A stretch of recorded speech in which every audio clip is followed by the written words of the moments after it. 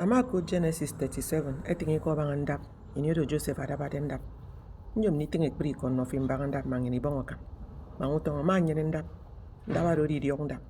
bongoka dogo ku woru wudidem ndabado ti edi etindap nyong bongoka mku dogo ya etindap imo o woru wudidem suto ndap ke fusidaba diwa we sidaba ndap ima ikurem we tongoku edi mo sikudidem mo ke primary school ke fiaka werudomo ekulo nye spirit of demotion mbolo yum deni men fim fiang nyong edemede yum ke fiaka isiso uba we sidaba ndap ekulidem mo ka kan you form mo ke esat village asoka na uba ni ke tem koko ebogifia edi ofomi ke township foko bi mbakara mo yum ke fia dagada di waga ni fokulidem foke yere mo iferi edi spirit eswene kedi yum eswena sanga yafo uba ni wokuro woka ukulidem se mo ko yum ni travel e ke some airport ete plane amada ga kponye edi spirit of setback o yum ke fia dagada o yum ke fia di mpo o yum ke fia kaiso oruru mo oruru ifot di waga ni okuro ekpo mi fot oru ikot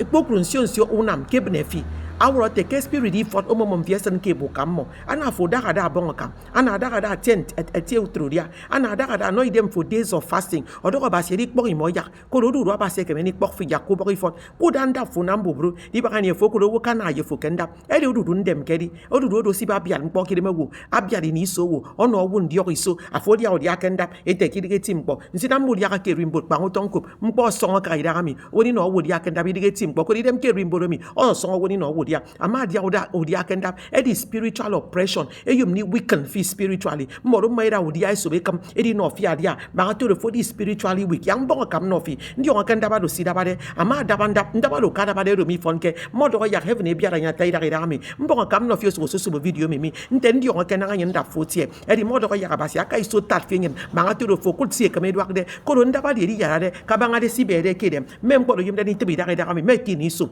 ndi nya ma di dio modo ya basi ku yaga woru dem kenyang Jesus odo so video mi do mo bongo kam no fi free di yongdap em yo ko yem deni daganda magada di yong body ki songfo de ke sende men ki dak video mi mo do ki di song ki da idi ngi woro ki wudi dem ko do abasi ya ko to be o to modo u to be ko to me komodo ya ga biara nyesio afo sne men se amanyi we sne men mbok like video mi send video mi no fanfo e yene ka fe yene tefo nyong do kom ye mi tay da do ke di nyime ete ko do abasi free di yong ndap e mi biara nyesio nien ko po songo bok Jehovah sidi de ti ndap ki songen ya basi ana manyo woro wudi dem afo sne men se abasi odi onfi amen.